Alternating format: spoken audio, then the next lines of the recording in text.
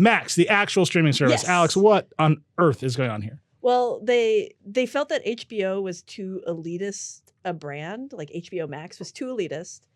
They didn't like it. People weren't using it where they were using Discovery, and they were staying on Discovery, and they were being retained by Discovery. So they said the best thing to do is kind of dumb it all down and just call it Max.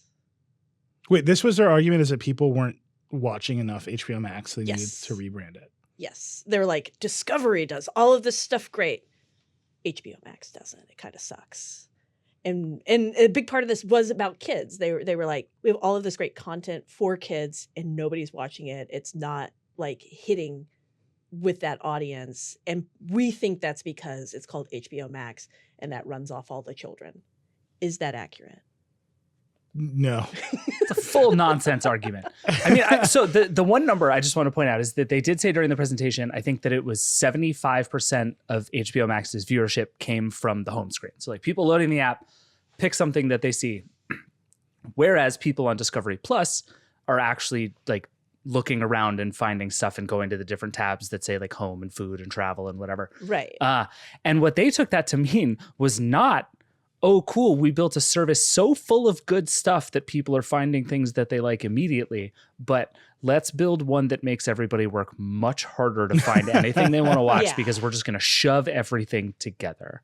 And they've been talking about doing this since the beginning, right? Like since Warner Brothers Discovery became a thing, when those two companies came together, they've been talking about the possibility of having sort of one big behemoth streaming service to cover everything. And I'm not like morally opposed to the idea. I just think they made every logistical decision dead wrong in the process of doing this. I thought it was interesting. We didn't actually see the UI. We didn't see what this app is going to look like because it's not going to be based on the HBO Max app. They were Thank pretty God. open about like it's garbage, which Yeah. we all know it's garbage. And instead they're going to use like the Discovery kind of stuff with some other things and make Voltron, and this new Max app will be amazing in all ways. And it'll be Max. Can I just do some quick history here? Yeah, go for it. Just to refresh my brain. Okay. So HBO existed. Yes. It was part of Time Warner. Yes. They made two apps, Yes. one called HBO Go and one called HBO Now. Yes. Then AT&T Mm-hmm. bought Time Warner for a lot of money. So much money. And it was a tragedy.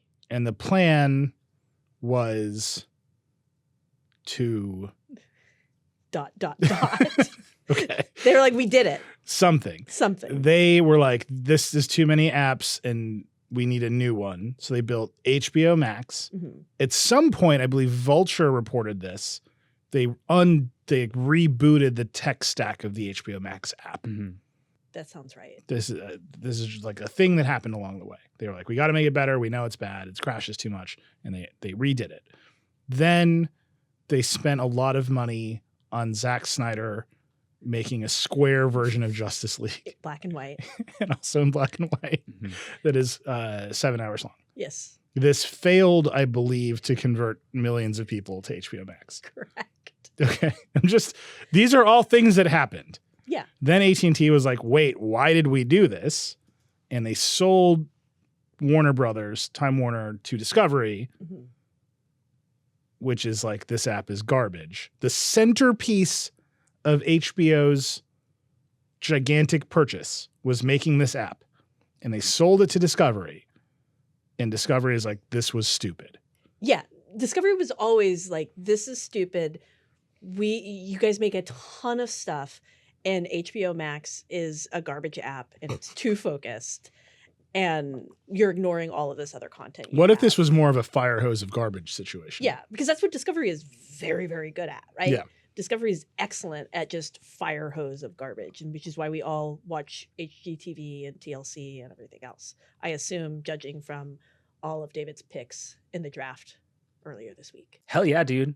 Nate and Jeremiah's home project. Let's go. There's a new episode tonight, and I will watch it. This is just a canon of filler content is what I'm getting out of this. One important piece of this history here is that David Zaslav, the CEO of this combined company, has made abundantly clear over and over and over and over that that is the content he believes in, especially for streaming. Dude does not want or care about these incredibly expensive, coastal elite premium stuff. Like what he wants is more money and more space to make shows with Chip and Joanna Gaines. Like that's it. And he has been so clear about that. He has canceled expensive stuff. They killed Batgirl because they didn't think it was very good.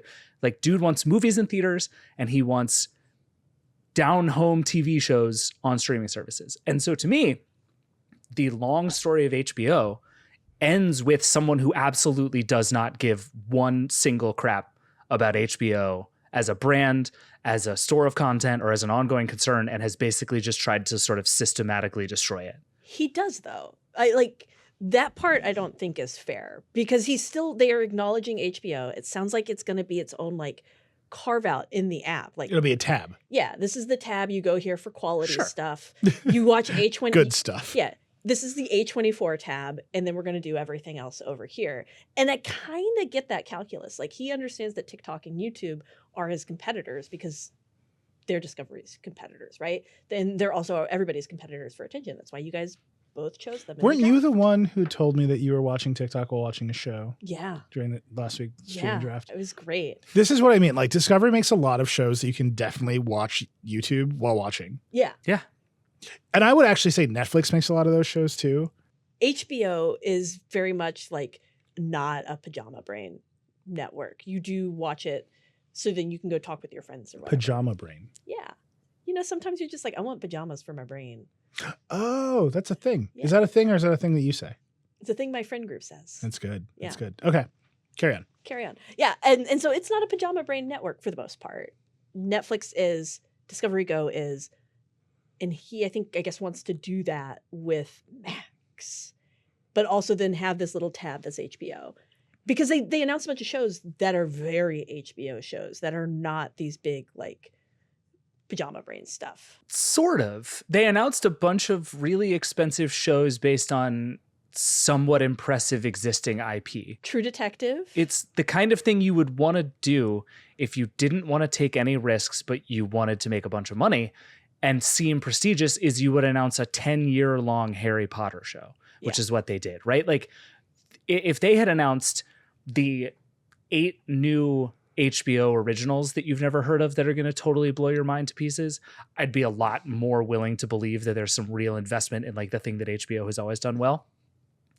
But to me, this is the same thing AT&T used to say to HBO, which is basically you need to make a lot more stuff and you need to make sure all of it is a hit and you have to prove it to us before you make it. And HBO's really bad at that. You think about all their biggest hits, Succession. Yeah, because that's not how it works. Game of Thrones, those weren't huge hits in the first episode. Those were slow burns. Yeah.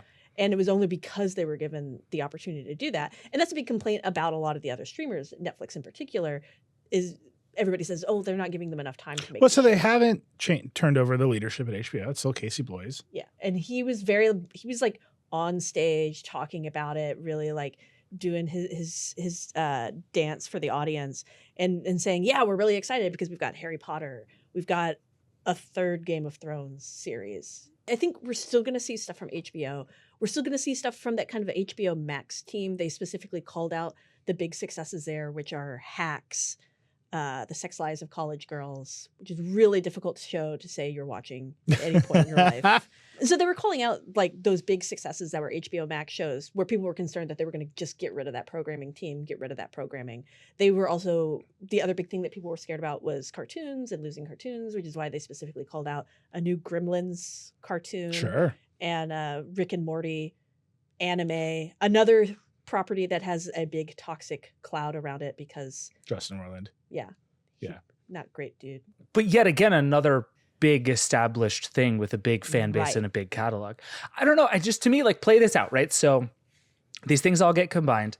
They start this app and they start to see how people use it, right? And the reality of the world is that people spend more hours a day doing dishes while they watch HGTV than they do sitting in front of Succession once a week. And they're going to look at it and they're going to say, this one episode of Succession cost more than 3 seasons of 3 HGTV shows. What in God's name are we doing? And David Zaslav, as a person who has made very clear that he is not doing this for the prestige, he is doing this for the money. And frankly, the company needs to do things for the money. How do you not eventually look at the balance and say, why are we spending all of this money to get these really great shows that people watch a little bit of into this tab, when in fact, actually most of the people who come to our app are watching this other stuff that's much cheaper to produce and is an endlessly renewable resource. Like, unless you are a person who cares, which is the thing that HBO has done over the years, is they've had people in charge who have said, we're going to take big risks because I'm in charge and I say so.